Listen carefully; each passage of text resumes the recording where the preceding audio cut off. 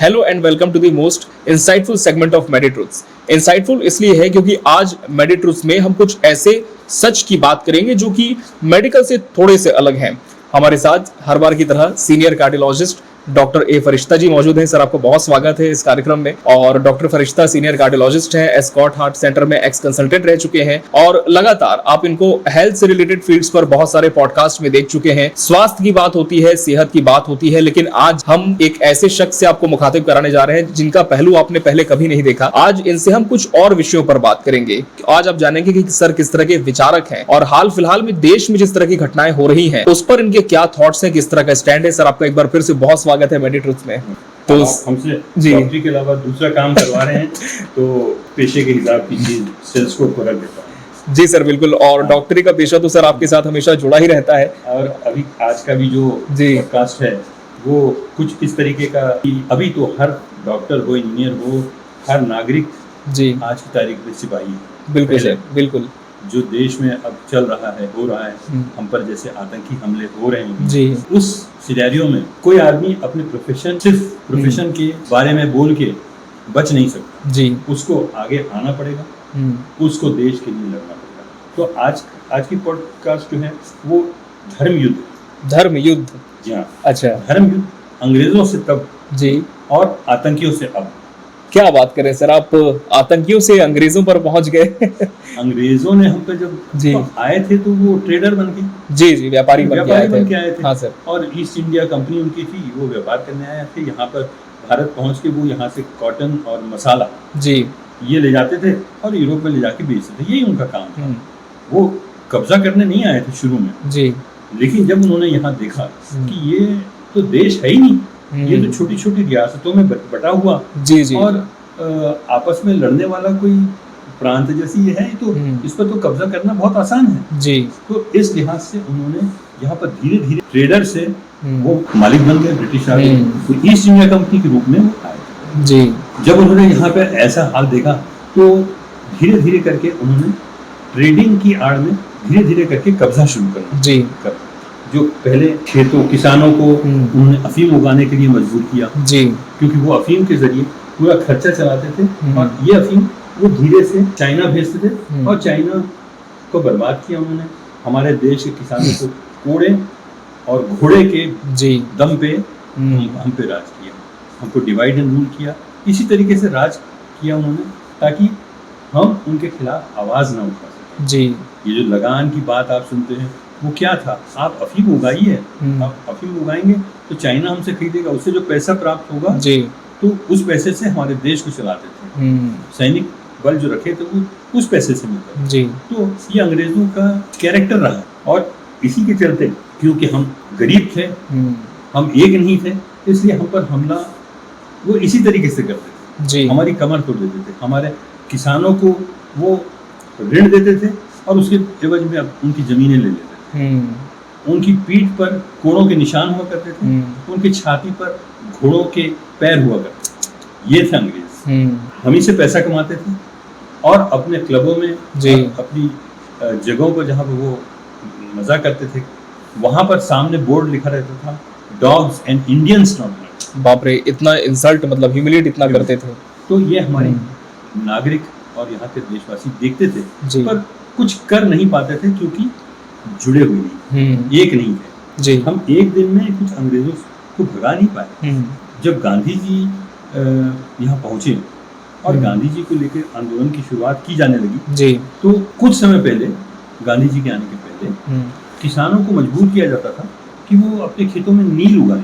नील? हाँ, अच्छा जी जी। एक किस्म का प्लांट होता है जी सर, जो कपड़े वगैरह में यूज किया जाता है। उसको बहुत डिजाइन के कपड़े उससे बनते थे और कॉटन में नील के जो ये उगाने से मिलता था, इसको ये लोग यूरोप में बेचते थे और इसकी अच्छी कीमत मिलती थी। तो नील का व्यापार करने के लिए इनको फोर्स करा। इनकी खेतों में इनके खाने के लिए फसल नहीं थी और इनको मजबूर किया जाता था कि अफीम उगाओ या नील उगाओ। अच्छा, तो नील को लेकर सबसे पहले गांधी जी ने सब लोगों को जोड़ा और आंदोलन किया कि नील युद्ध हुआ उसमें जी, कि हम नील नहीं उगाएंगे। अच्छा हाँ, तो ये आंदोलन जलियांवाला बाग से कुछ पहले, एक आध दो साल पहले हुआ। जलियांवाला बाग हुआ था 1919 में, और ये गांधी जी का पहला सत्याग्रह था इंडिया में, पहला नील सत्याग्रह। वो पहला उसका नाम ही। तो उसके बाद सत्याग्रह किया और अंग्रेजों को ईस्ट इंडिया कंपनी थी उसमें, जी ईस्ट इंडिया कंपनी को ये आदेश वापस लेना पड़ा कि ठीक है आप अपनी पसंद का जो उगाना है वो। जी जी। तो गांधी जी में वो शक्ति थी कि वो मजबूर कर देते थे, इतना बड़ा आंदोलन करते थे, इतना बड़ा सत्याग्रह करते थे, क्योंकि लोग उनके साथ जुड़े हुए थे, एक थे। तो हम एक होते गए, अंग्रेजों ने हमें एक तो किया, जी जी, इनसे लड़ने के लिए हमें यूनाइटेड किया, यूनाइट किया उनको। लेकिन गांधी जी के अलावा नेहरू जी, सुभाष चंद्र बोस, वल्लभ भाई पटेल, मौलाना आजाद और बहुत सारे और बहुत सी हर नागरिक एक स्वतंत्रता संग्राम, बिल्कुल बिल्कुल। लेकिन इसके अलावा एक और तिकड़ी थी, जिसका नाम था लाल बाल पाल। तो लाल थे अपने लाला लाजपत राय, बाल गंगाधर तिलक, और वो थे बिपिन चंद्र पाल जी। तो ये लोग थोड़ा उग्र एग्रेसिव थे जी। तो लाला लाजपत राय, आपको जानकर आश्चर्य होगा कि लाला लाजपत राय जो थे वो, क्योंकि हमारे यहाँ के किसानों को कुछ पैसा मिलता था, तो उन्होंने वहाँ पर पंजाब बैंक खोला। अच्छा, पंजाब बैंक उन्होंने खुलवाई, अच्छा जी। और उसके किसानों की मदद करने की, हाँ, और उससे किसानों की बहुत मदद की। फिर उन्होंने ये भी किया लाला लाजपत राय ने कि वो साइमन कमीशन, जी सर, हाँ, उसका विरोध उन्होंने सबसे ज्यादा किया। अच्छा जी। और इस विरोध के चलते उन पर लाठियां बरसाई गई, उनको डंडों से पीटा गया, मारा गया, और अल्टीमेटली उनको डंडों से पीट कर अंग्रेजों ने मारा, इतना जुल्म किया, जान चली गई। और इस जान चले जाने के विरोध में ही जलियांवाला बाग हुआ, जो सब लोग वहाँ पे इकट्ठे हुए थे जी सर। लेकिन उसके पहले बाल गंगाधर तिलक की भी बात आपको, जी सर, क्योंकि बाल गंगाधर तिलक वो व्यक्ति थे, देशभक्त थे, जिन्होंने ये नारा दिया कि स्वराज हमारा जन्मसिद्ध अधिकार है और हम इसे लेकर रहेंगे। और आपको एक और चीज बताऊं मैं बाल गंगाधर तिलक के बारे में, कि उसके पहले हमारे देश में एकता लाने के लिए एक नई सोच को जन्म दिया उन्होंने सब जगह गणेश का उत्सव मनाना शुरू किया। ये जो गणेश का उत्सव अभी देख रहे हैं, अच्छा, इसकी शुरुआत उन्होंने की थी। इसकी शुरुआत महाराष्ट्र से जी, क्योंकि वो महाराष्ट्र से बिलोंग करते थे, तो वहां से उन्होंने शुरुआत की। अच्छा। और ये कोई एक किसी के धर्म का या जाति का नहीं था, ये सब लोगों का एक उत्सव था, उसका नाम ही गणेश उत्सव था जी। गणेश प्रतिमा, गणेश का उत्सव, गणेश का विसर्जन, और सारे लोग उसमें शरीक होते थे, और उसको बड़े आदर से, प्यार से, और एक होने का एक त्योहार था ये जी जी अंग्रेजों के खिलाफ। तो इस तरीके से उनका था। और बिपिन चंद्र पाल बहुत अच्छे विचारक थे, वो बहुत सारे पैम्फलेट, बहुत सारे अखबारों में बयान और जी जी भाषण उनके बड़े ताकतवर थे। तो ये तो इन लोग थे जिन्होंने इस तरीके से आज़ादी की जब लोगों को इकट्ठा किया। लेकिन ब्रिटिशर्स के खिलाफ लड़ने के लिए हमको इकट्ठा होना जरूरी था, एकता होनी जरूरी थी।